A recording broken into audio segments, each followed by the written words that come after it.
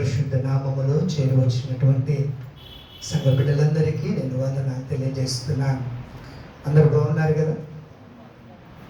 బాగున్నారా లేదా? దేవునికి స్తోత్రం కలుగును గాక. దేవుని యొక్క మహాకృపను బట్టి ఈరోజు మీ మధ్యలో నిలబడడానికి దేవుడు ఇచ్చినటువంటి ఈ తరుణాన్ని బట్టి దేవునికి మహిమ చెల్లిస్తూ మరి అవకాశాన్ని నాకు ఇచ్చి మీ అందరితో కలిసి ఈ ప్రత్యేకమైనటువంటి ఆరాధన దినమున మీతో కలిసి వాక్యాన్ని పంచుకోవడానికి సమయం ఇచ్చినటువంటి దైవజనులు పిలుపు గారికి, అలాగే సంఘానికి, సిస్టర్కి వందనాలు తెలియజేస్తూ ఉంటున్నాను. ఆమేన్. హల్లెలూయా, హల్లెలూయా. సాక్ష్యానికి సమయం ఇచ్చినప్పుడు నేను కూడా సాక్ష్యం చెప్పాలి అనుకున్నాను. బట్ వాక్యం చెప్తున్నప్పుడు కొంత గుర్తు చేయొచ్చు అనుకున్నాను. చెప్పొచ్చు కదా? చెప్పొచ్చా? ఓకే, దేవునికి స్తోత్రం. చిన్న మాట నేను సాక్ష్యం చెప్పి నేను వాక్య భాగంలోకి వెళ్తాను. గడిచిన ఒక 10 దినముల క్రితం సిస్టర్ ప్రతిరోజు ప్రార్థనలో పాల్గొంటూ ఉన్నారు.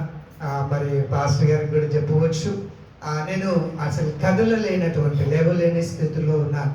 కారణం ఏంటంటే టైఫాయిడ్కి లేవలేకపోవడం ఏంటి, కదలలేకపోవడం ఏంటి, టైఫాయిడ్ జ్వరం అంత పెద్దగా ఏం కాదు కదా అనుకోవచ్చు కదా. కానీ ఆ టైఫాయిడ్ వచ్చిన తర్వాత నాకు యాంటీబయాటిక్స్ వాడుతూ ఉన్నారు. ప్రతిరోజు అంటే హాస్పిటల్ అడ్మిట్ చేయలేదు, ఎందుకంటే హాస్పిటల్ మా ఇంటికి దగ్గరగానే ఉంటుంది కాబట్టి ఉదయం వెళ్ళి ఫ్లూయిడ్స్ పెట్టించుకొని దాంట్లో యాంటీబయాటిక్స్ వాడాలి, మళ్ళీ ఈవినింగ్ వెళ్ళాలి. అలా 3 days వాడమని చెప్పారు. ఫస్ట్ డే అయిపోయింది, సెకండ్ డే అయిపోయింది. సెకండ్ డే ఆఫ్టర్నూన్ ఏం చేశారంటే నాకు ఇస్తున్నటువంటి యాంటీబయాటిక్ డ్రగ్స్తో పాటు ఎక్స్ట్రా వేరే ఇంకొకటి మార్చారు. అంటే ఇది ప్లస్ మరొకటి ఇచ్చారు. అది నాకు పడక రియాక్షన్ అయిపోయింది. బాడీ అంతా రియాక్షన్ అయిపోయి కంప్లీట్గా ఈ వెన్ను దీన్ని ఏమంటారు, స్పైనల్ కార్డ్, ఇది ఈ ప్లేస్ తప్ప బాడీ మొత్తం రాషెస్ వచ్చాయి.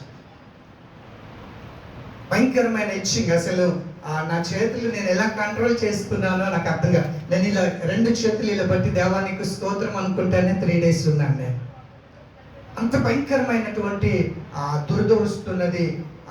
చాలా రియాక్షన్ అయిపోయి కంప్లీట్గా అసలు కొంచెం కూడా ఫేస్ ప్లస్ ఈ స్పైనల్ అంతే తప్ప మిగతా బాడీ అంతా కూడా వచ్చేసాయి.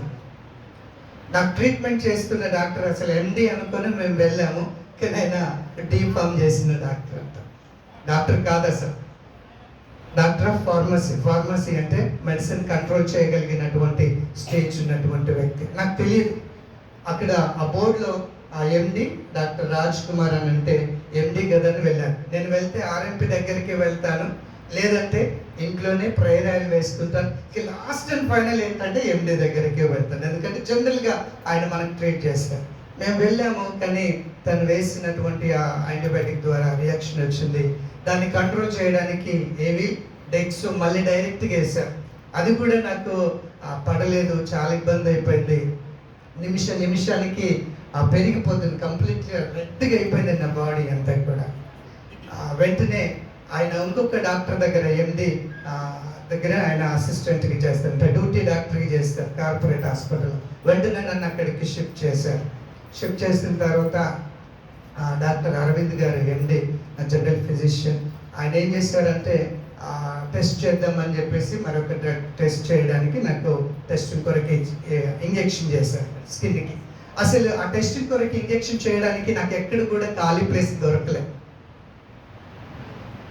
కంప్లీట్గా రాషెస్ వచ్చి ఎక్కడ కూడా ఖాళీ ప్లేస్ దొరకలేదు. అంటే ఆ డ్రగ్ టెస్ట్ చేయడానికి. కానీ ఒక్క స్థలంలో కొంచెం ఇక్కడ వైట్గా ఉండే అక్కడ మాత్రం టెస్ట్ చేసి 24 hours అబ్జర్వేషన్లో ఉంచాలని పెట్టారు. అది అయిపోయిన తర్వాత డాక్టర్ కొన్ని నాకు ఇమేజెస్ చూపించారు. అరవింద్ గారు నాకు కొన్ని ఇమేజెస్ చూపించారు. ఏంటంటే ఇలా డ్రగ్ రియాక్షన్ అయినా లేకపోతే వైరస్తో వచ్చినటువంటి ఏ రియాక్షన్ వల్ల ఏమవుతుంది అని చూపిస్తే కంప్లీట్గా స్కిన్ ఊసిపోతూ ఉంది. ఇలా రౌండ్గా రెడ్గా అయిపోయేసి చుట్టూ పుండులాగా అయిపోయి స్కిన్ అంతా ఊసిపోతుంది. అవి చూపట్టగానే నాకు చాలా భయం అనిపించింది. ఏం చెప్పాడంటే ప్రతి హాఫ్ అన్ అవర్ 1 hour ఒకసారి మొత్తం బాడీ అంతా చెకప్ చేసి, మా పాస్టర్ అంతా చెప్పాడు, బాడీ అంతా చెకప్ చేసి ఒకవేళ అలాంటి ఏమన్నా సిమ్టమ్స్ కనబడితే వెంటనే వాటిని ఫోటో తీసి నాకు పెట్టాను, పంపించింది. ఎందుకంటే అలా అయ్యే ఛాన్సెస్ 90% ఉంటాయంట. కానీ దేవుని యొక్క మహాకృపను బట్టి మరి ప్రతి దినం మానక మా ఫ్యామిలీ ప్రేయర్ ఉంటుంది మార్నింగ్ అవర్స్లో 6కి, ఈవినింగ్ యూత్ వాళ్ళది డైలీ బ్రెడ్ ఫెలోషిప్ వాళ్ళ ప్రేయర్ ఉంటుంది. ఈ 2 ప్రేయర్స్ తర్వాత చాలా మందికి నేను తెలియజేసినప్పుడు వాళ్ళు ప్రేయర్ చేసుకున్నప్పుడు 3వ రోజుకి దేవుని కృపను బట్టి ఆ యొక్క ఇన్ఫెక్షన్ అనేది తగ్గిపోయింది. దేవునికి మహిమ. హల్లెలూయా, హల్లెలూయా. నా కొరకు ప్రార్థన చేసిన ప్రతి ఒక్కరికి నేను వందనాలు తెలియజేసిన. నిజంగా చాలా భయపడ్డాను, చాలా బాధపడ్డాను. ఏంటంటే ఆ స్కిన్ ఎక్కడ ఊసిపోద్దో అలా ఇలా పట్టుకున్నాను రియల్గా 2 చేతులు, ఆ స్కిన్ ఇచ్చింగ్ వస్తుంటే రావానికి స్తోత్రం, హల్లెలూయా హల్లెలూయా అనుకుని. ఎందుకంటే ఎక్కడ నేను ఇలా అంటే అక్కడ స్కిన్ ఊసిపోతుందేమో అనే భయంతో నేను ప్రభు సన్నిధిలో 4 దినములు గడిపినప్పుడు దేవుడు గొప్ప కార్యం చేసి ఈరోజు నా శరీరంలో చిన్న మచ్చ కూడా లేకుండా, ఏది కూడా లేకుండా మంచి ఆరోగ్యంతో మీ ముందు నిలబెట్టిన దేవాది దేవునికి కృతజ్ఞతలు చెల్లించుదాం. హల్లెలూయా, హల్లెలూయా. జయోత్సాహముతో ఆయన నా శరీరములో గొప్ప కార్యాన్ని చేశారు. ఈ లోకానికి, ఈ యొక్క దేశంలో ఉన్నటువంటి ఆ యెరూషలేము పట్టణంలో ప్రవేశించి ఆ పట్టణాన్ని, ఆ దేవాలయాన్ని పరిశుద్ధపరిచి ఇది నా దేవుని సన్నిధి, ఇది దేవుని మందిరము, దీనిని మీరు పాడు చేయొద్దని ఎలాగైతే జయోత్సాహముతో ఆయన యెరూషలేములోనికి ప్రవేశించాడో అలాగే ఇదిగో ఇది నా దాసుని శరీరము, ఆ శరీరాన్ని పాడు చేయడానికి ఇదిగో అనారోగ్యం నీకు అధికారము లేదు అని నా శరీరంలో కార్యము చేసిన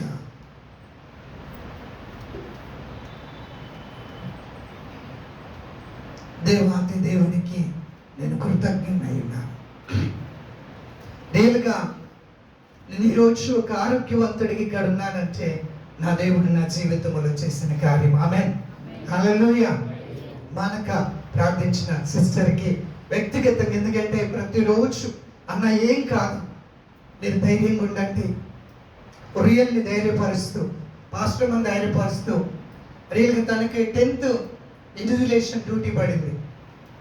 తన డ్యూటీకి వెళ్ళాలి, అది చూసుకోవాలి, నన్ను చూసుకోవాలి. చాలా ఇబ్బంది పడ్డాం, కానీ దేవుని కృపను బట్టి దేవుడు మనల్ని నడిపించాడు. దేవునికి మహిమ కలుగును గాక. హల్లెలూయా. రండి, మనం ఈ దినమున ప్రత్యేకమైనటువంటి ఆరాధనలో ఉన్నాం. మనందరికీ బాగా తెలుసు ఏంటి ఈరోజు, చెప్పండి ఏంటి ఇది రోజు? మట్టలాదివారం కదా.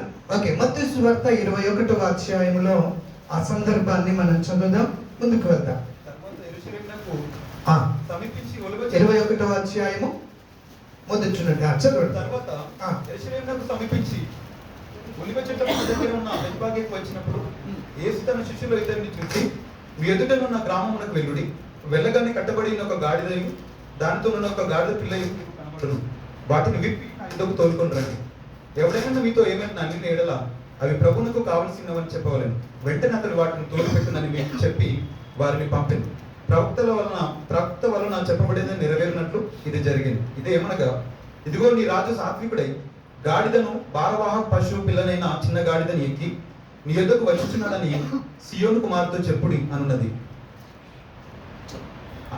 శిష్యులు వెళ్ళి యేసు తమకు ఆజ్ఞాపించిన ప్రకారం చేసి ఆ గాడిదను దాని పిల్లను తోలుకొని వచ్చి వాటి మీద తమ బట్టలు వేయగా ఆయన బట్టల మీద కూర్చున్నారు. జనసమూహంలోని అనేకులు తమ బట్టలు దారి పొడుగున పరిచిరి, కొందరు చెట్ల కొమ్మలు నరికి దారి పొడుగున పరిచిరి. జనసమూహములలో ఆయనకు ముందు వెళ్ళుచుండిన వారును వెనుక వచ్చుచుండిన వారును, దావీదు కుమారునికి జయము, ప్రభు పేరట వచ్చువాడు స్తుతింపబడును గాక, సర్వోన్నతమైన స్థలములలో జయము అని కేకలు వేయుచుండిరి. ఆయన యెరూషలేములోనికి వచ్చినప్పుడు పట్టణం అంతయు ఈయన ఎవరో అని కలవరపడింది. జనసమూహము ఈయన గలిలీలోని నజరేతు వాడకు ప్రవక్త అయిన యేసు అని చెప్పింది. యేసు దేవాలయంలో ప్రవేశించి క్రయ విక్రయములు చేయవారిని అందరిని వెలగొట్టి రూకలు మార్చి వారి బలలను గువ్వలమ్ము వారి పీఠములను పడద్రోసి నా మందిరము ప్రార్థన మందిరం అనబడును అని వ్రాయబడి ఉన్నది. అయితే మీరు దాని దొంగల గుహ చేసేటి వారిని గుడ్డి వారును దేవాలయంలో ఆయన ఎదురు రాగా ఆయన వారిని స్వస్థపరిచారు. చిన్న ప్రార్థన చేసుకుందాం. మహాపరిశుద్ధుడా, ప్రేమ కలిగిన తండ్రి, దయగలిగిన యేసు ప్రభువా, మీకు వందనాలు. చదువుబడిన లేఖనం కొరకు నామానికి స్తోత్రం. ఏ లేఖనము ద్వారా మా జీవితాలతో మీరు మాట్లాడండి. మా హృదయాలకు కావలసినటువంటి తండ్రి ఆదరణను, హెచ్చరికను ప్రభా ఎదుగు మీరు మాకు దయచేయండి. ఆశతో ఇస్తాలని వచ్చా మాతో మీరేం మాట్లాడతారా అన్నటువంటి తృష్ణతో నీ సన్నిధిలో ఉన్నా మాతో మీరు మాట్లాడండి. జయోత్సాహముతో యెరూషలేములో ప్రవేశించిన గొప్ప విషయాన్ని మేము ఆలోచన చేయబోతుండగా మాతో మీరు మాట్లాడి మహిమ పొందమని నిలబడిన నన్ను మరుగుపరచమని యేసు నామములో ప్రార్థిస్తున్నాము తండ్రి, ఆమేన్. దేవుని పరిశుద్ధ నామములో మీ అందరికీ వందనాలు. మరొకసారి ఈ సందర్భము మనందరికీ బాగా తెలిసినటువంటిది, ఎందుకంటే ప్రతి మండలాదివారం ఈ మాటను మనం జ్ఞాపకం చేసుకుంటాం కదా. అయితే ఆయన యెరూషలేములో ప్రవేశించి, చక్కని మాట 12వ వచనం, యేసు దేవాలయములో ప్రవేశించి క్రయ విక్రయములు చేయు వారిని వెలగొట్టి రూకలు మార్చు వారి బల్లలను దువ్వలము వారి పడద్రోసి నా మందిరము ప్రార్థనా మందిరం అనబడును అని వ్రాయబడినది. అయితే ఈ మాట చదవండి అందరు. మీరు దొంగలకుగా చేసేటి వారు నిన్ను, అయితే మీరు దీనిని దొంగల గృహగా చేసేటిరి అనెను. యేసు ప్రభుల వారు యెరూషలేము దేవాలయములో ప్రవేశించి అక్కడ ఇది నా మందిరము, దీనిని మీరేం చేస్తూ ఉన్నారు? పాడు చేస్తూ ఉన్నారు, దొంగల గృహగా మారుస్తూ ఉన్నారు, లేకపోతే క్రయ విక్రయములు చేసేటువంటి ఒక బిజినెస్ స్థలంగా మీరు మారుస్తూ ఉన్నారు అని యేసు ప్రభు ఆయన కొరడా పట్టుకొని, ఇంకొక సువార్త భాగంలో రాసింది, ఆయన కొరడా పట్టుకొని వారందరినీ అక్కడ నుండి వెళ్ళగొచ్చినట్టుగా మనం చూస్తాం.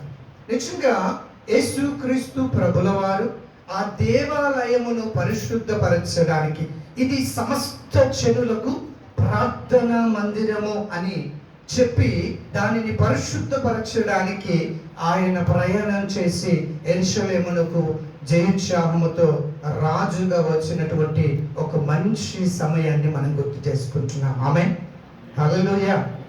అనేకులు యేసు క్రీస్తును పరిచయం చేయడానికి అనేక సంఘటనలను గుర్తు చేస్తారు, కానీ ఆయన రాజుగా ఈ లోకానికి, మన జీవితంలోనికి, మన కుటుంబంలోనికి వచ్చాడు అనే సత్యాన్ని మనం గ్రహించాలి. ఆమేన్, హల్లెలూయా. యేసు క్రీస్తు ప్రభుల వారు ఎక్కడికి వచ్చారు?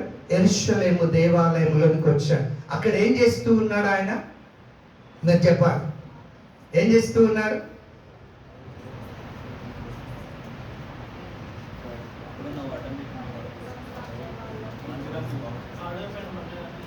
చెప్పండి కదా, మనం చదివింది అదే కదా. మందిరాన్ని బాగు చేస్తూ ఉన్నారు. అక్కడ జరుగుతున్నటువంటి క్రయ విక్రయం. క్రయ విక్రయం అంటే ఏంటి? ఎక్కడ ఉండాలి అది?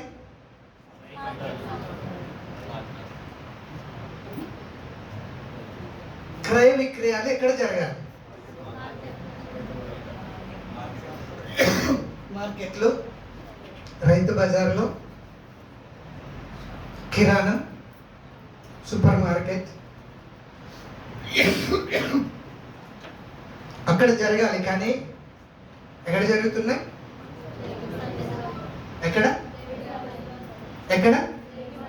మందిరములో జరుగుతున్నాయా? మరి మందిరాల్లో క్రయ విక్రయం జరుగుతుందా?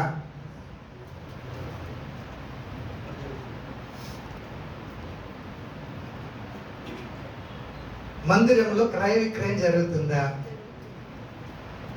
భయపడుతున్నారా? లేకపోతే అర్థం కావట్లేదా? నా భాష అర్థమవుతుందా? తెలుగే నేను మాట్లాడు. నేను పక్క ఆదిలాబాద్ జిల్లా వాస్తవ్యం. నా తెలుగు అర్థమవుతుందా? కావట్లేదా సార్? అర్థమవుతుంది కదా? ఓకే. నిజముగా మందిరాలలో క్రయ విక్రయం జరుగుతుందా? మరి ఆ జరుగుతున్నటువంటి ఆ స్థలాలను దేవుడు పరిశుద్ధపరచాలి అంటే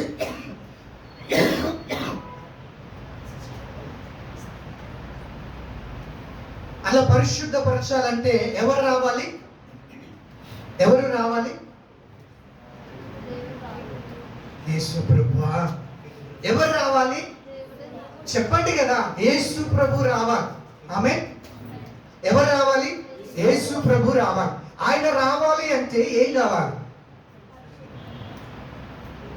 చదువుకున్నది నేను, కొత్త ఏం క్వశ్చన్స్ అడగట్లేదు. మనం చదివిందే. ఆయన రావాలంటే ఏం కావాలి? వాహనం కావాలి కదా? రైట్. వాహనం కావాలంటే అక్కడ ఒక చక్కని సందర్భం మనం చూస్తాం.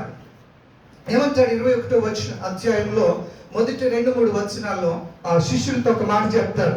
నేను దేవాలయాన్ని శుద్ధి చేయాలి, దేవాలయంలో జరుగుతున్న క్రయ విక్రయాలను నేను తీసివేయాలి, అక్కడ జరుగుతున్నటువంటి ఆ బిజినెస్ అంతటిని నేను తొలగించాలి, ఆ స్థలాన్ని నేను పరిశుద్ధపరిచి అనేకులకు ప్రార్థన స్థలంగా దానిని సిద్ధపరచాలి. కాబట్టి అక్కడికి వెళ్ళాలంటే నాకు ఏం కావాలి? ఒక వాహనం కావాలి. ఆ మాట చదువుదాం ఒకసారి. తర్వాత మీ ఎదుటనున్న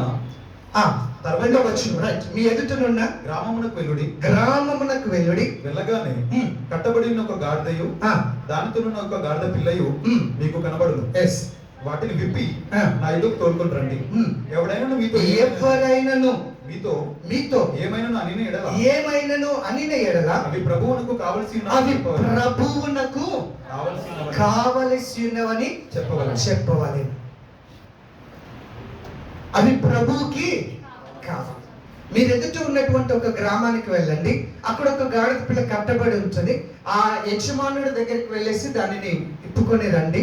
ఒకవేళ ఆ యజమానుడు గనుక ఈ గాడిదను ఎందుకు విప్పుతున్నారు, దీనిని ఎందుకు మీరు తీసుకొని వెళ్తున్నారంటే వారితో ఏం చెప్పమన్నాడు? ఇది ప్రభువుకి కావలయును. ఆమేన్. హల్లెలూయా. ఇది ప్రభువుకి కావాలి.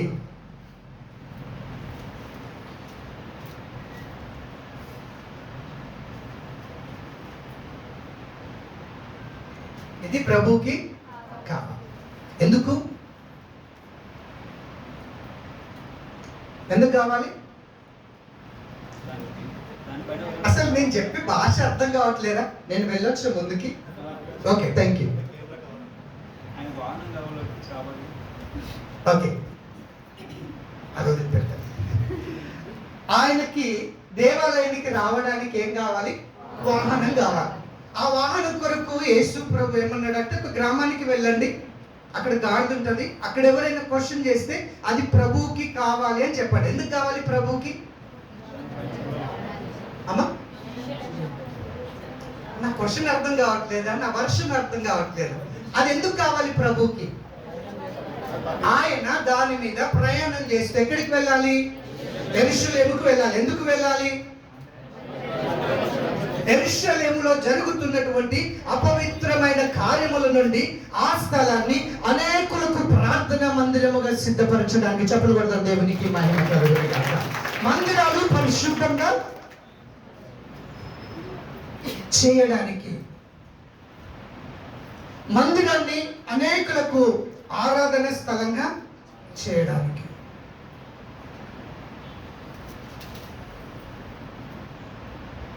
ఈరోజు పరిస్థితులు ఎలా ఉన్నాయి అంటే, ఆ రోజు యేసు ప్రభు యెరూషలేమునకు వెళ్తున్నప్పుడు యెరూషలేము యొక్క దేవాలయము పరిస్థితి ఎలాగుందో ఈరోజు క్రైస్తవ సమాజములో అలాంటి పరిస్థితులే ఉన్నాయి.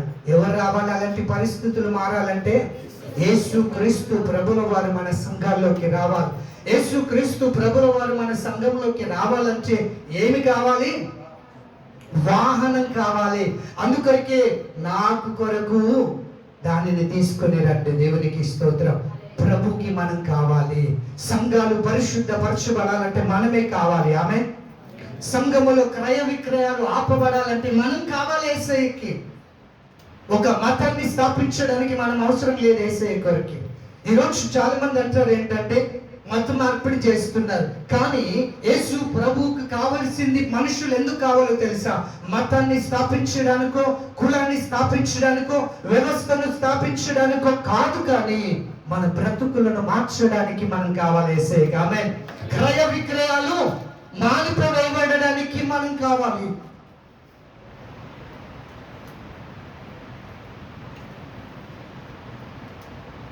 యేసు ప్రభు గాడిదను ఎన్నుకున్నది ఎందుకో తెలుసా?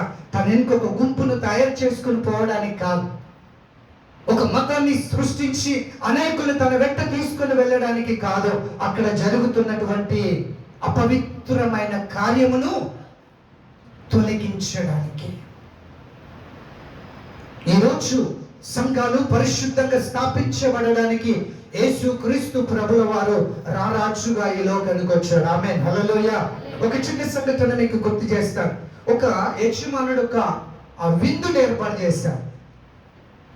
విందును ఏర్పాటు చేసి ఆ విందు కొరకు కొంతమందికి ఇన్విటేషన్ పంపించారు. ఇన్విటేషన్ పంపించిన వారందరూ ఏం చెప్తున్నారో తెలుసా? ఒక ఆయన ఏమన్నాడు తెలుసా? ఈ సంఘటన చెప్పినప్పుడు గుర్తుకొస్తుందా? కొంచెం ఇలా తిరుగుతుందా? నేను పొలం కొన్నాను, ఆ పొలం చూడడానికి వెళ్ళాలి అని. ఇంకొక అతను ఏమన్నాడు? అయ్యా నేను ఎద్దులను కొన్నాను. అసలు బైబిల్ తెలుసారా? ఈ సంఘటన గుర్తుకొచ్చిందా? వచ్చిన వారు ఒకసారి నాతో పాటు ఆ చేతులు ఎత్తుతారా? వేల మీద లెక్క పెట్టుకోవచ్చు. ఓకే, యేసు ప్రభు ఒక విందు చేసి ఆ విందుకు కొంతమందిని ఇన్వైట్ చేస్తే వాళ్ళు ఏం చేస్తున్నారంటే సాకులు చెప్తున్నారు. నేను పొలం కొన్నాను, నేను రాలేనండి అన్నాడు. తర్వాత ఏమన్నాడు ఒక అతను? నేను ఎద్దులను కొన్నాను, నేను రాలేను. నేను పెళ్లి చేసుకున్నాను, నేను రాలేను అన్నాడు. ఒక్కొక్కరు ఒక్కొక్క సాకు చెప్తా ఉన్నారు కదా.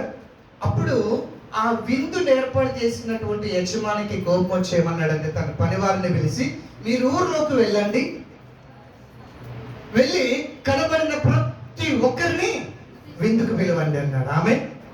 ఆమేన్.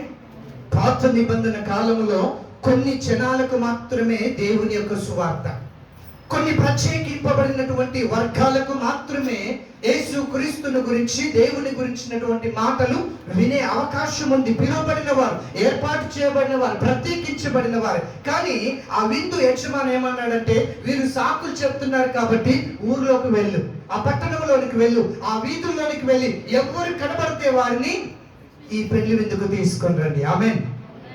అది రాజు ఆర్డర్ పాస్ చేసినటువంటి గొప్ప విషయం. ఆమేన్, హల్లెలూయా. ఈరోజు సర్వశక్తిమంతుడు సృష్టికర్త అయినటువంటి దేవుడు చెప్తున్న మాట ఏంటంటే, ఇది యూదులకో లేకపోతే ఇశ్రాయేలీలకో లేక ఏర్పాటు చేయబడిన ఒక జనాంగముకో కాదు, కానీ సర్వ సృష్టికి వెళ్ళి సర్వ సృష్టికి సువార్తను ప్రకటించి అనేకులను ఎక్కడ తీసుకొని రావాలి?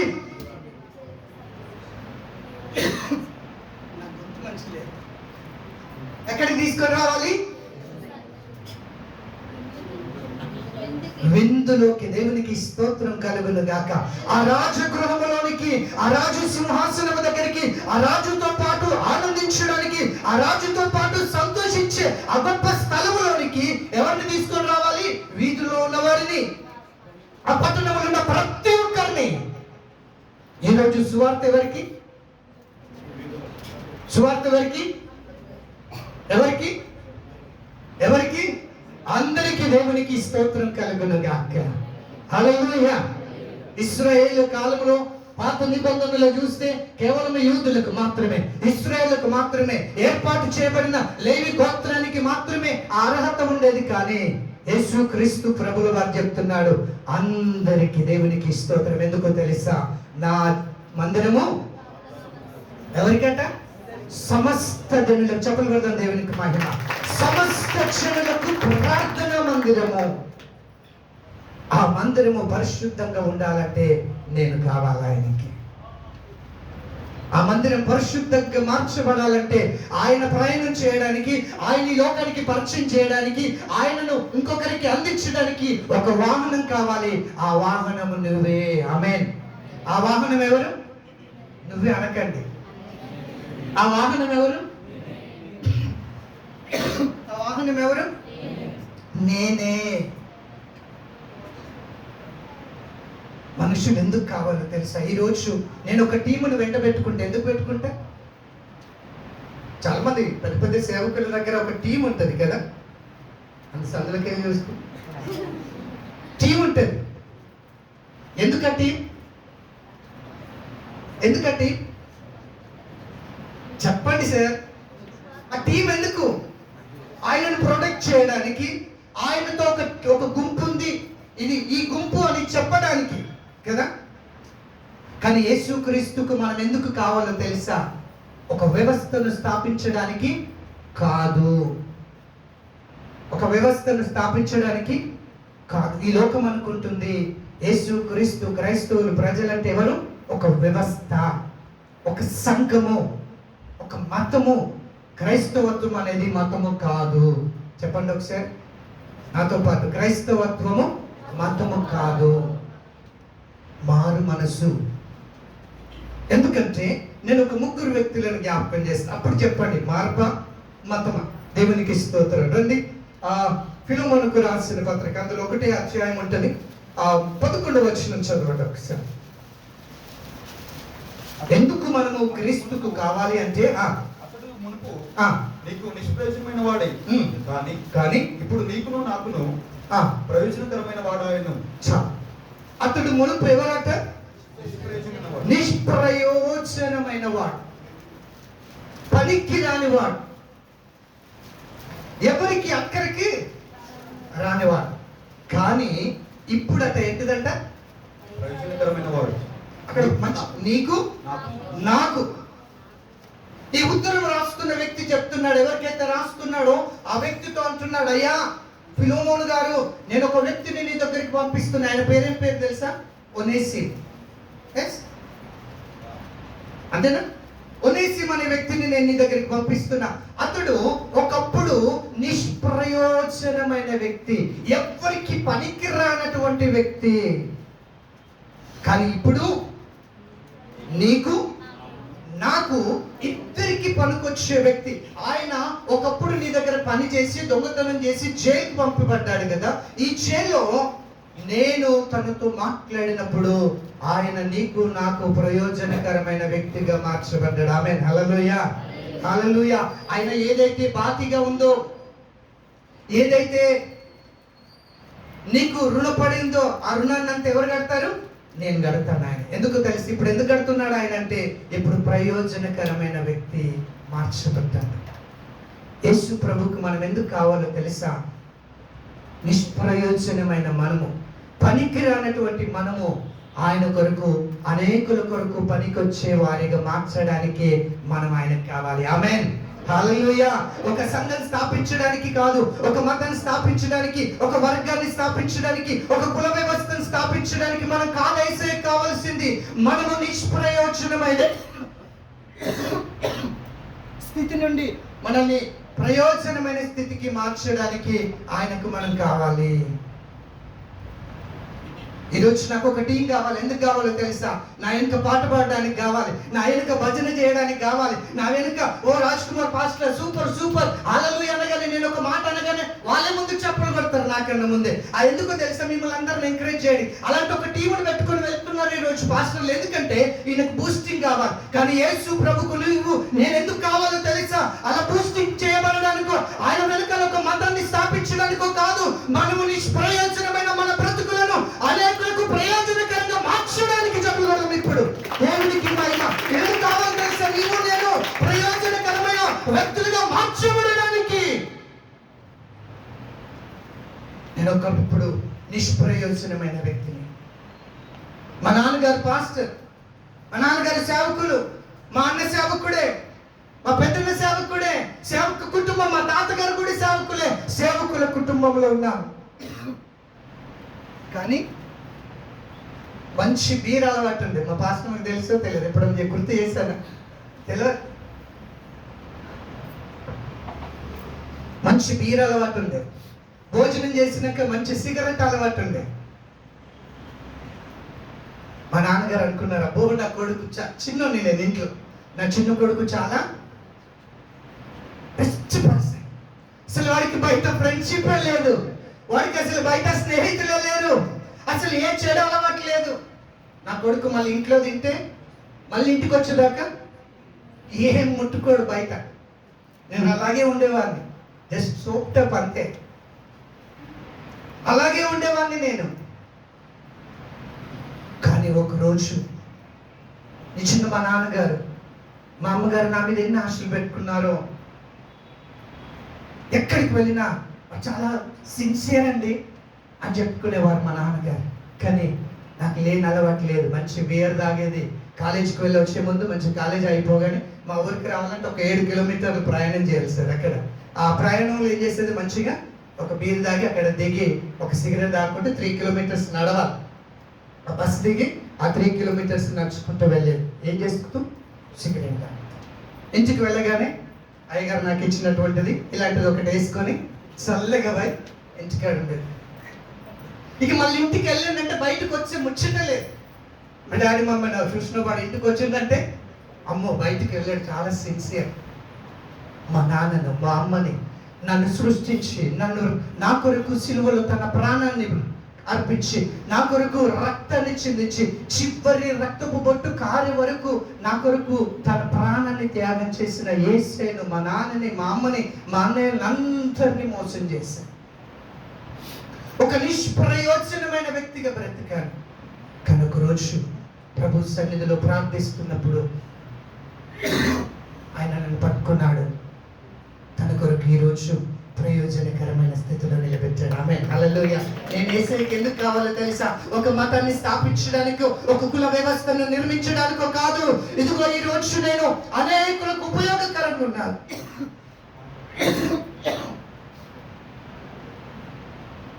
అనేకులకు ఉపయోగకరంగా ఉన్నాను. ఈరోజు నేను ఇక్కడ కూర్చోబెట్టాడంటే నీ యేసయ్యకు కావాలి. ఎందుకు? నీకు మాత్రమే కాదు నువ్వు ఉపయోగపడేది, అనేకులకు ఉపయోగకరంగా ఉండడానికి యేసయ్యకు మనం కావాలి. ఈరోజు రోడ్ల మీద తాగుతున్నవారు, ఈరోజు రోడ్ల మీద తిరుగుతున్నవారు, ఈరోజు నిష్ప్రయోజనమైన స్థితిలో ఉన్న వారిని దేవుడు పిలుస్తున్నాడు. ఎందుకు తెలుసా? నా దగ్గరికి రా, నేను ప్రయోజనకరమైన వ్యక్తిగా మారుస్తా. అదే రాజ్య సువార్తను నేను పిలుపు బ్రదర్లో లేదా మీరెవరో ఇక్కడ ఉన్నటువంటి బ్రదర్స్ ఎవరో పెట్టుకొని తీసుకొని వెళ్ళి, ఇదిగో అమ్మా నిన్ను మార్చడానికి దేవుడు తీసుకొచ్చిన సువార్త అంటే మతాన్ని మారుస్తున్నారు, కుల వ్యవస్థను స్థాపిస్తున్నారు అని చెప్పేసి ఇష్టం వచ్చినట్టుగా మాట్లాడుతున్నారు. కానీ ప్రభు అంటున్నాడు, ఏమంటున్నాడు తెలుసా? నీ బ్రతుకును మార్చడానికి మాత్రమే నీవు నాకు కావాలి. నిష్ప్రయోజనమైన నిన్ను ప్రయోజకుడిగా మార్చడానికి నీవు నాకు కావాలి. విలువేలేని నా జీవితం నీ చేతిలో పడగానే అది ఎంతో విలువని నాకు చూపితివే. జీవమే లేని నాలోని జీవమును నింపుటకు నీ జీవితాన్ని దారబోసితివే. మరొకసారి, విలువేలేని నా జీవితం నీ చేతిలో పడగానే అది ఎంతో విలువని నాకు చూపితివే. జీవమే లేని నాలోని జీవమును నింపుటకు నీ జీవితాన్ని దారబోసితివే. నీది శాశ్వత ప్రేమయా, నేను మరచిపోలేనయా. ఎన్ని యుగాలైనా మారదు. నీది శాశ్వత ప్రేమయా, నేను మరచిపోలేనయా. ఎన్ని యుగాలైనా మారదు. ఎండిన ప్రతి మోడును మరలా చిగురించును. నా దేవునికి సమస్తము సాధ్యమే.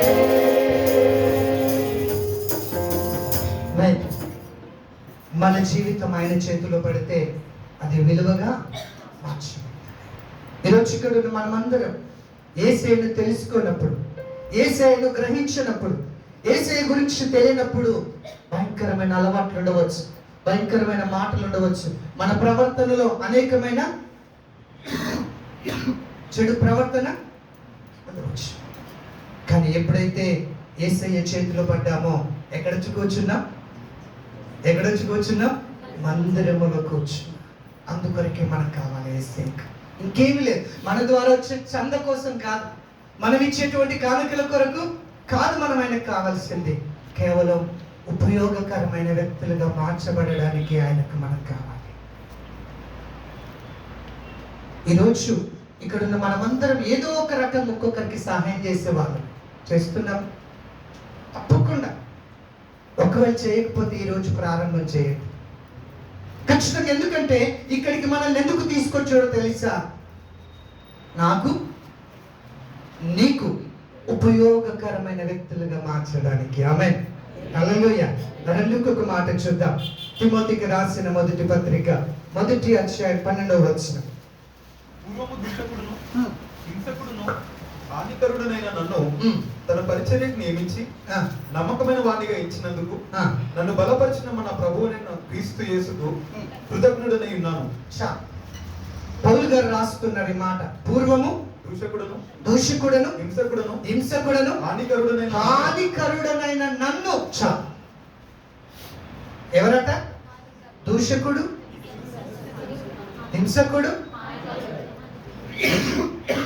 హానికరుడు. ఇక వీటన్నిటికంటే భయంకరుడు అంటే బెస్ట్. అంతేనా? భయంకరమైనటువంటి వ్యక్తి పౌలు. అలాంటి పౌలు ఈరోజు బ్రతుకుట క్రీస్తే, చావైతే నాకు లాభమే. సంఘాల కొరకు ప్రార్థన చేస్తున్నాడు, సమాజం కొరకు ప్రార్థన చేస్తున్నాడు. ఏమని ప్రార్థన చేస్తాడో తెలుసా ఆయన? నా పిల్లలారా, క్రీస్తు స్వరూపము మీ యందు ఏర్పడే వరకు నాకు మీ విషయమై ప్రసవ వేదన. ఎంత సంఘము కొరకు వేదన కలిగిన ప్రార్థన పరుడుగా పౌలు నిలబడ్డాడు తెలుసు. ఒకప్పుడు ఎలాంటి వాడు? భయంకరుడు. ఒకప్పుడు ఆయన బయటికి వెళ్తే ఆయన చూసి భయపడుతున్నటువంటి సందర్భం. ఒకప్పుడు దేవుడి బిడ్డలంటే హింసిస్తున్నటువంటి సందర్భాలు ఎన్నో ఉన్నాయి పౌలు జీవితంలో. కానీ యేసయ్యకు కావాల్సి వచ్చింది. దమస్క పట్టణంలో, దమస్క మార్గంలో వెళ్తుండగా యేసయ్య అన్నాడు, ఇదిగో మందిరాన్ని పరిశుద్ధపరచడానికి, అనేకులకు ప్రార్థన మందిరాలను సిద్ధపరచడానికి నాకు ఒక వాహనం కావాలి. ఆ వాహనమే పౌలు. ఆ వాహనమే సౌలు. క్రూరుడు, హింసకుడు, హానికరుడు. కానీ ఆయనే నాకు కావాలి. ఎందుకు తెలుసా? సంఘం కొరకు ప్రసవ వేదనతో ప్రార్థించే సేవకుడు, సంఘము కొరకు కన్నీటి ప్రార్థన చేసే సేవకుడు ఆయన కావాలి. ఈరోజు నువ్వెందుకు కావాలో తెలుసా? నీవు ఆరాధిస్తున్న సంఘానికి పరిశుద్ధమైన అభిషేకం రావాలి. ఇక్కడున్న వారందరూ ఎవరి బిడ్డలు చెప్పండి? లేఖనంలో రాయబడ్డట్టుగా ప్రవచనాలతో నింపబడాలి, ఆత్మ వరములతో నింపబడాలి. అందుకు నువ్వు కావాలి. దేవునికి స్తోత్రం. ఆమేన్, హల్లెలూయా, హల్లెలూయా. నీ సంఘం కొరకు ఒక్క 10 నిమిషాలు ప్రార్థన చేయి. ప్రతిరోజు నువ్వు ఏ మందిరానికి అయితే వెళ్తున్నావో ఆ మందిరము దేవా అనేకులకు ప్రార్థన మందిరముగా మార్చబడాలని నీవున్న చోట లోకాల నుండి ప్రార్థన చేయి. నీ రూములో ప్రార్థన చేయి, నీ గృహంలో ప్రార్థన చేయి. మనం ఎందుకు కావాలో తెలుసా? ఈ మందిరం అనేకులకు ఆశీర్వాదకరమైన మందిరం కావాలి. అందుకే మనకు కావాలి. నిష్ప్రయోజనమైన వారు ప్రయోజకులుగా మారుటకే మనం కావాలి. రెండవది, క్రూరులుగా ఉన్నటువంటి మన జీవితాన్ని సాధువులుగా మార్చడానికి మనం యేసయ్యకు కావాలి. మూడవది జ్ఞాపకం చేసుకుందాం. చదువుదాం ఒకసారి. లూకా సువార్త 19వ అధ్యాయం 7వ వచనం.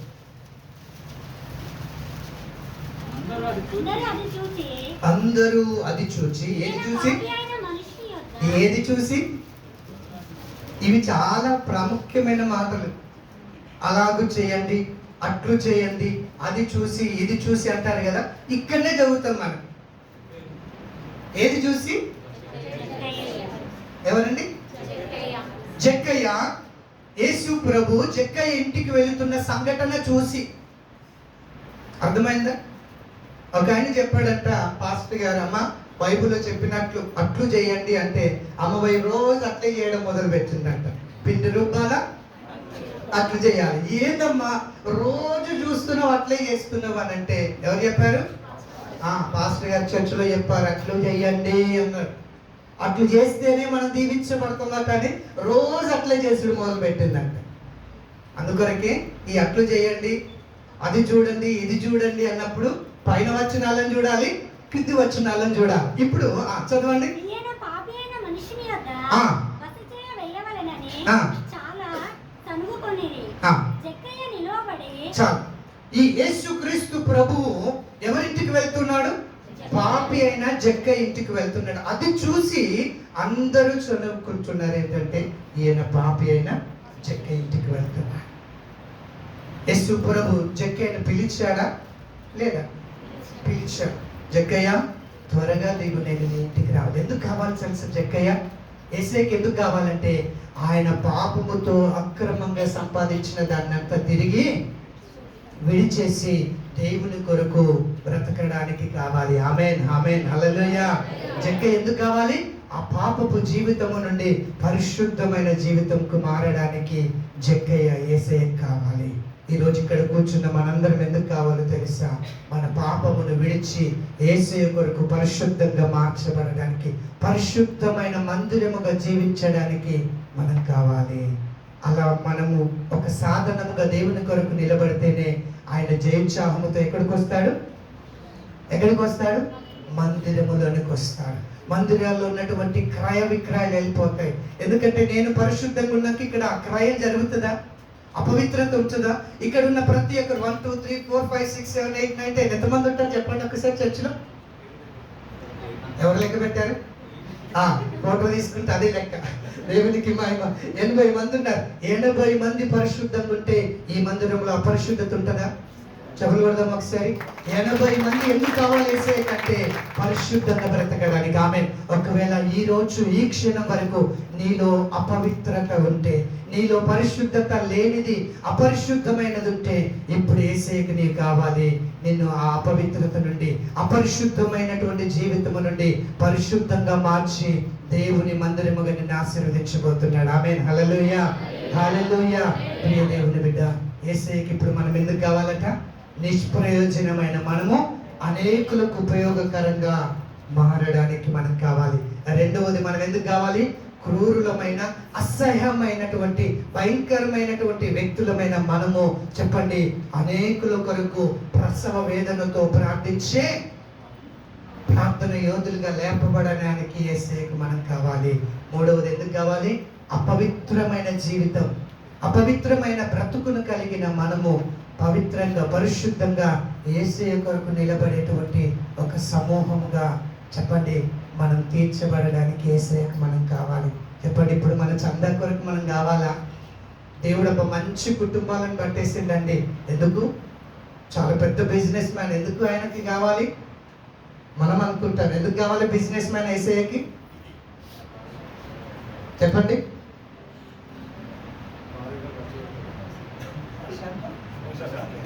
ఇప్పుడు ప్రశాంత్ని ఒక మాట అడుగుదాం. ఈ మందిరానికి ఒక మంచి బిజినెస్ కావాలంటే ప్రశాంత్ మొట్టమొదటిగా ఆలోచన చేశాడు. ఆయన మన చర్చికి వస్తే ఏం ఎక్స్పెక్ట్ చేస్తాడు ప్రశాంత్ బ్రదర్? పిలిపని నేను అన్నాను, ఎందుకంటే ఆయన దగ్గర ఏం ఎక్స్పెక్టేషన్ లేవు. ప్రశాంత్కి ఏం కావాలి? జాబ్ కాదు, అది మంచి పిఎస్ సిస్టమ్ కావాలి. ఎందుకంటే ఆరాధన చేస్తున్నప్పుడు ఇది ఒకవేళ తగ్గితే అక్కడికి వచ్చి ఎక్కువ పెట్టుకుంటాడు, తగ్గకపోతే ఇంకా కొంచెం సరి చేసుకుంటాడు. ఈకో సిస్టమ్ సెట్ ఎందుకంటే ఆయన ఆలోచన.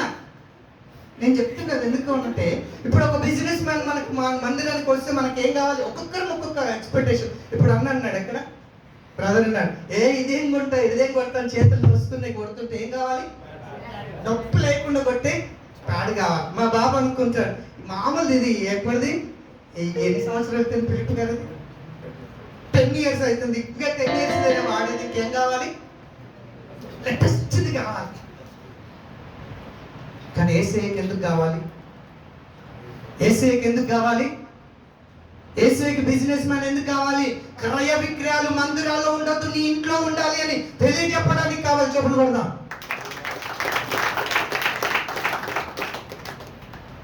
జక్కయ్య ఎవరు?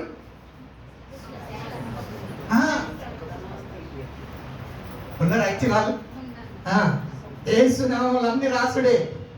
అలాంటి వ్యక్తి రాశాడే వేసుకున్నాడు వెనకాలంతా. లేని అన్ని కూడా నేను లెక్క పెట్టని, నేను ఖర్చు చేయని అన్న కూడా అశోకేనా? రాజేష్ గారు ఏం చేస్తారు? నేను ఖర్చు పెట్టని కూడా ఖర్చు పెట్టినట్టు రాసి స్టాంప్ కొట్టి పంపించేస్తాడు. ఏసునామం కానీ ఆయన ఎందుకు కావాలి? యేసయ్యకు నాకెందుకు కావాలి? నాకెందుకు కావాలి? నా మినిస్ట్రీలో నేను ఖర్చు పెట్టకుండా కూడా ఖర్చు పెట్టినట్టు రాసి నాకు అకౌంట్ టాలీ చేసి నాకు బ్యాలెన్స్ చూపెట్టడానికి నాకు కావాలి. కానీ యేసయ్యకి ఎందుకు కావాలి? యేసయ్యకి ఎందుకు కావాలి? క్రయ విక్రయములు ఇక్కడ ఉండవు అని చెప్పడానికి ఒక సాక్షి బిడ్డగా రాజేష్ గారు యేసయ్య కావాలి. గమనం దేవునికి మహిమ కలుగును గాక. ఇప్పుడు చెప్పండి, మనమందరం యేసయ్యకి ఎందుకు కావాలో తెలుసా? మన బ్రతుకు అనేకులకు ఉపయోగకరంగా ఉండడానికి, మన జీవితం అనేకులకు ప్రయోజనకరంగా ఉండడానికి, అనేకుల్ని ప్రోత్సహించడానికి, అనేకులకి ఆధారంగా నిలబడడానికి. మదర్ తెరీసా యేసయ్యకి ఎందుకు కావాలి? అందరు తెల్ల బట్టలు వేసుకుని ఒక టీమును తయారు చేయడానికా? ఎందుకు కావాలి మదర్ తెరీసా గారు యేసయ్యకి ఎందుకు? అనేకులు ఆదరణ లేనటువంటి చిన్న బిడ్డలు, ఆదరణ లేని కొడుకులు వదిలిపెట్టినటువంటి తల్లిదండ్రులకు ఒక ఆశ్రయంగా నిలబడడానికి మదర్ తెరీసా యేసయ్యకు. అలాంటి మదర్ తెరీసాలు మీలో కూడా ఉన్నారు. మీరు అందుకే యేసయ్య కావాలి. ఆమేన్. హల్లెలూయా, హల్లెలూయా, హల్లెలూయా. అలాంటి వారిగా మార్చడానికి, అలాంటి స్థితిలోనికి నడిపించబడడానికి మనం యేసయ్య కావాలి. కానీ మన కానుకల కొరకు, మన ఆడంబరాల కొరకు మనం కాదు యేసయ్య కావాల్సింది. ఈరోజు నీవు నేను యేసయ్యకి ఎందుకు కావాలంటే ఆయన రాజ్యాన్ని నిర్మించడానికి, ఆయనను పరిశుద్ధ స్థలానికి మోసుకొని పోవడానికి ఒక వాహనముగా, ఒక సాధనంగా వాడబడడానికి దేవుడు నిన్ను నన్ను ఎన్నుకున్నాడు. ఒకవేళ నిజంగా నన్ను ఎలాగే ఎన్నుకున్నాడని నీవు అనుకుంటే ఒక్క నిమిషం లేచి నిలబడదాం. ప్రభువా, నన్ను ఎన్నుకున్నందుకు నీకు వందనాలయ్యా. నిజంగా ఎదుగు ప్రభువా, సౌలును తండ్రి ఎదుగు ప్రభువా పౌలుగా మార్చుకున్నావు. క్రూరుని తండ్రి నీ కొరకు ప్రసవ వేదన కలిగిన ప్రార్థన యోధుడిగా మార్చుకున్నావు. నిష్ప్రయోజనమైన ఒనేసిమును ప్రయోజనకరమైనటువంటి వ్యక్తిగా మార్చుకున్నావు. దేవా, నన్ను ఎందుకు కావాలనుకున్నావు? ఈ ఉదయకాల సమయం నన్ను ఎందుకు కోరుకుని మందిరానికి నడిపించవయ్యా? నేను ఎలా వాడబడాలి నీ కొరకు? తండ్రి, ఇదిగో మందిరము పరిశుద్ధపరచడానికి నేను ఎలా వాడబడాలని మనల్ని మన ప్రభుకి సమర్పణ చేసుకున్నాం.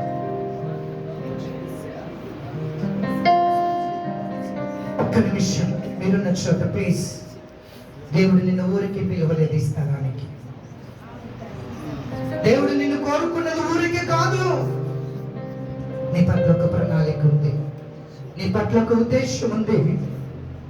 నీవు అనేకులకు ప్రయోజనకరంగా కావాలని నిన్ను కోరుకున్నా.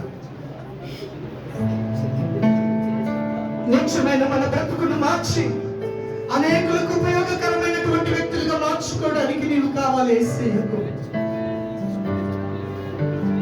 ఏ సహోదరి సహోదరుడా, యేసయ్య నిన్ను ఎందుకు కోరుకుంటున్నాడో తెలుసు? పాపముతో బ్రతుకుతున్న మనలను, పాపపు వ్యసనాలతో బ్రతుకుతున్న మనలను అనేకులకు మాదిరికరమైన స్థితిలో నిలబెట్టుకోవడానికి మనం కావాలి.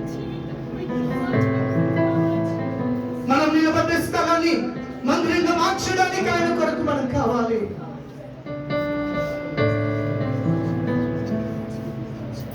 ఊరికే నువ్వు స్థలంలో లేవు. ఏదో ఆదివారం కదా నువ్వు వచ్చి కూర్చోలేదు ఈ స్థలంలో. ప్లీజ్, ఆయన నిన్ను పిలిచాడు. ఇదిగో నాకు కుమారుడు కావాలి, నాకు ఈ కుమార్తె కావాలి. వెళ్ళి పిలవండి. ఎవరైనా అడిగితే యేసయ్యకు కావాలని చెప్పండి, ప్రభువుకు కావాలని చెప్పండి. ఎందుకు తెలుసా? ఇదిగో ప్రయోజనకరమైన వ్యక్తిగా మార్చాలనుకున్నా, తన బ్రతుకును మార్చాలనుకుంటూ ఉన్నాను, తన స్థితిగతులను మార్చాలనుకుంటున్నాను. అందుకే నాకు కుమారుడు కావాలి. ప్రియ స్నేహితుడా, ప్రియ సహోదరి సహోదరుడు, నిష్ప్రయోజనమైన బ్రతుకు కలిగి ఉన్నావేమో. ఒకవేళ నీలో క్రూరత్వపు లక్షణాలు ఉన్నాయేమో. ఒకవేళ పాపము నీ జీవితాన్ని రాజ్యం చేస్తుందేమో. ఈ ఉదయకాల సమయం ఆయన నేను పిలుస్తున్నాను. నీవు నాకు కావాలి. పాపముతో ఉన్నావా? నీవు నాకు కావాలి. నాకు పాఠ్యపు జీవితంలో ఉన్నావా? నీవు నాకు కావాలి.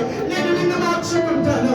నేను అనేకులకు ఉపయోగకరంగా నిన్ను సిద్ధపరుస్తానని నిన్ను పిలుస్తూ ఉన్నాను. రాసా సహోదరి సహోదరి, నీ జీవితమైన చేతిలో పెట్టు. నీకు విలువ వస్తుంది. నీ బ్రతుకును ఆయనకు అప్పగించు. నిన్ను ప్రయోగకరమైన వ్యక్తిగా మారుస్తాడు. క్రూరుడైన పౌలు ఈ రోజు అనేక పుస్తకాలు రాసి అనేక పట్టణాలకు వెళ్ళి అనేక గ్రామాలకు వెళ్ళి పునఃవేదనతో పునర్థం చేసుకున్నటువంటి ఒక సాధకుడిగా మంది మనకు బైబిల్ గ్రంథంలో కనబడుతున్నాడు. నీవెందుకు కావాలో తెలుసా? నీ గ్రామకులకు కన్నీరు కార్చున్నటువంటి రమణ బిడ్డగా, నీ గ్రామంలో నశిస్తున్న బిడ్డల కొరకు ప్రసవ వేదన కలిగి ప్రార్థించే బిడ్డగా నీవు కావాలని యేసయ్య నిన్ను పిలిచాడు. నీ జీవితం ఒక్కసారి ఆయన చేతులు పెట్టు.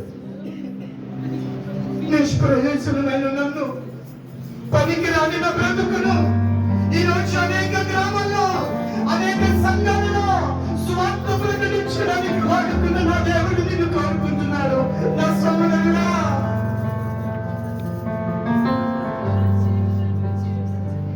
ఆయనకు అప్పగించు నీ జీవితం. ప్లీజ్ ఒక్కసారి నీ కుడి చేయి తీసుకుని నీ గుండె పైన పెట్టు. అయ్యా, 5 నాలో చెడు వ్యసనాలు ఉన్నాయి. నాలో ప్రభా, 5 నా తండ్రి భయంకరమైన జీవితం ఉందయ్యా. ఆయన కూడా నన్ను కోరుకున్నావు డాడీ, ఆయన కూడా నన్ను కోరుకున్నావయ్యా. ప్రయోజనకరంగా మార్చు డాడీ. నా గ్రామానికి దీవెనకరంగా మార్చయ్యా. నా కుటుంబానికి ఆశీర్వాదకరంగా మార్చయ్యా. నా స్నేహితులకు ప్రభా ఉపయోగకరమైన విధంగా మార్చయ్యా.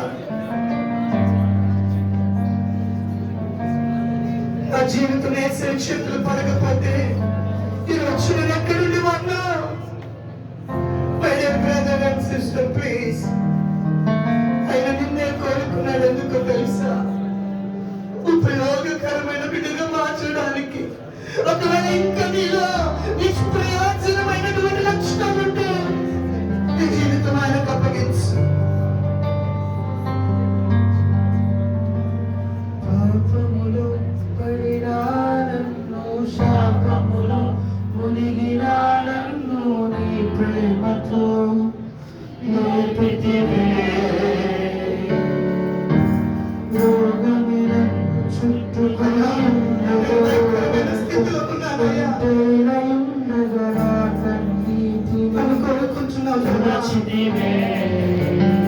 అందరి కలిసి పాపములో పడినా నన్ను, శాపములో మునిగినా నన్ను నీ ప్రేమతో లేపితివే. చుట్టుకొని ఉండగా రోగముతో ఒంటరి ఉండగా నా కన్నీటిని తుడచితివే. నీది శాశ్వత ప్రేమ, నేను మరచిపోలేనయా. నీవుగానైనా మారను. ప్రతి ఓడును మరలా చిగురించును. నా దేవునికి సమస్తము సాధ్యమే.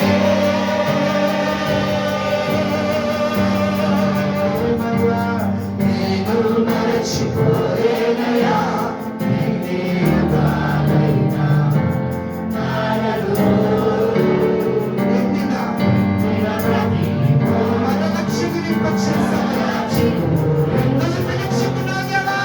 దేవునికి సమస్తము సాధ్యమే.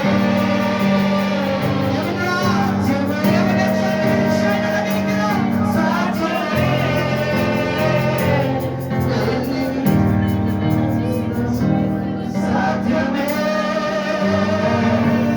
సాధ్యమే, సాధ్యమే. ఎవరి జీవితాన్ని మార్చగలరు? నీకు ఒక్కడికే సాధ్యమయ్యా. ఎవరి జీవితాన్ని కాపాడగలరు? నీకు ఒక్కడికే సాధ్యమయ్యా. ప్రతి ఓడును మరలా చిగురించును. నా దేవునికి సమస్తము సాధ్యమే.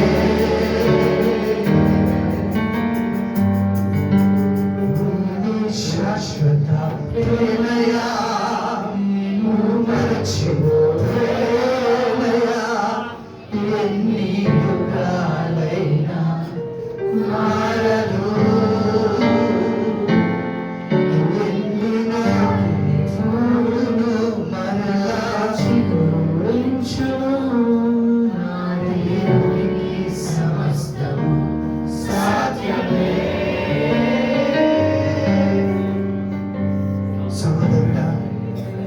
నీ ఎవరి జీవితాన్ని మార్చడం ఆయన ఒక్కడికి సాధ్యం.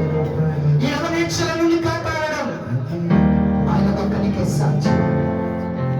నీ ఎవరి కాలపు శోధన నుండి కాపాడడం ఆయన ఒక్కడికి సాధ్యం. అందుకే నేను కావాలని కోరుకుని ఈ స్థానానికి పిలిచాను. ఈ రోజు నీకేదో పనులు వచ్చు, ఈ రోజు నీకేదో అవసరం ఉండవచ్చు. కానీ ఎందుకు పిలిచాడో తెలుసా? యువనేచ్చునుండి నిన్ను కాపాడడానికి, ఎవరి కాలపు శోధనల నుండి నిన్ను పరిశుద్ధంగా మార్చడానికి. ఆయనకు నీ జీవితం ఇయ్యి. ఆయన చేతుల్లో నీ జీవితాన్ని పెట్టు. ప్లీజ్ నాలాగా పాడవకండి, నాలాగా తల్లిదండ్రులకు మెచ్చంగా ఉండకండి. మా నాన్నగారు గర్వంగా చెప్పేవాడు, నా కొడుకు చాలా మంచివాడని. కానీ చెడు వ్యసనాలతో నేను మనసుని బ్రతికాను. నా యవన కుమారుడు, యవన కుమార్తె, ప్లీజ్ ఈ రోజు నేను ఎందుకు పిలిచానో తెలుసా? ఆయన నాలాగా మోసపూరితమైన బ్రతుకు నీకొద్దని, అలాంటి బ్రతుకు నుండి నిన్ను మార్చాలని, అలాంటి వ్యసనాల నుండి నిన్ను ప్రయోజనకరంగా, ఉపయోగకరంగా మోతాల ప్రార్థనతో నీ సన్నుకు కలగాలి. ప్రార్థన వేదనతో ప్రార్థించేవాడిగా కావాలని పిలిచారు.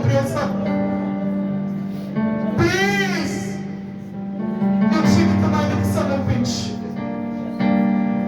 నీ జీవితం ఆయనకు సమర్పించు. నీ ప్రార్థన నీ పట్టణాన్ని రక్షించబోతా ఉంది. నీవు చేసే ఉపవాస ప్రార్థన, కన్నీటి ప్రార్థన నీ దేశాన్ని స్వస్థపరచబోతా ఉంది. నీ వీధిలో ఉన్నటువంటి అనేకుల జీవితాలలో నూతన ఉత్సుకత నిలబోతుంది నీ ప్రార్థన. అందుకే నిన్ను పిలిచాడు యొక్క మధ్యాహ్నం కావలసి. నిన్ను నీవు దేవునికి సమర్పణ చేసుకో. నిన్ను నీవు దేవునికి అర్పణ చేసుకో. నిన్ను నీవు దేవునికి అర్పణ చేసుకో.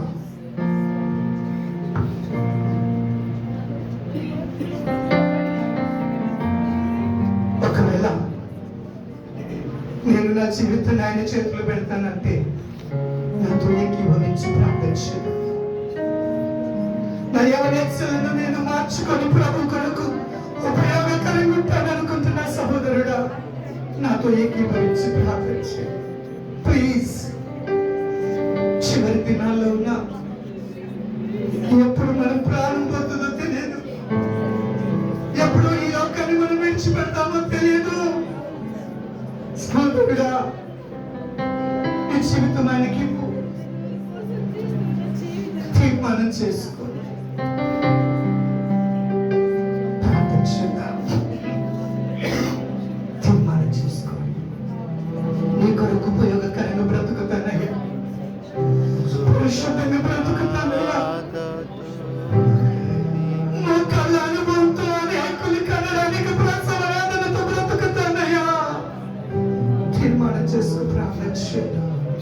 మా పరిశుద్ధుడ, ప్రేమ కలిగిన తండ్రి, ఈ మధ్యాహ్న కాల సమయం ప్రభువా, నా సహోదరులు ప్రభువా చేతులెత్తి వారి జీవితాన్ని కల్పించుకుంటున్నారయ్యా.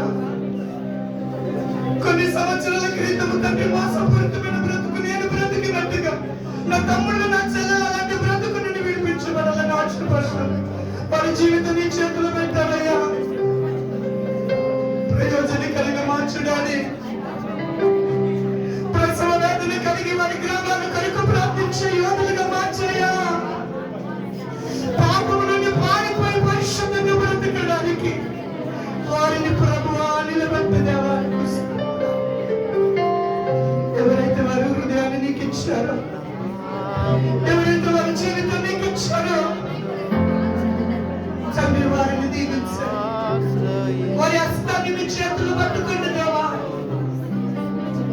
పిట్ట కుప్పలో నుండి పైకి లేపినట్టుగా పాపములో నుండి వారిని పైకి లాగండి. ఉపయోగకరమైన వారికి లాగండి, దేవునికరమైన వారికి లాగండి.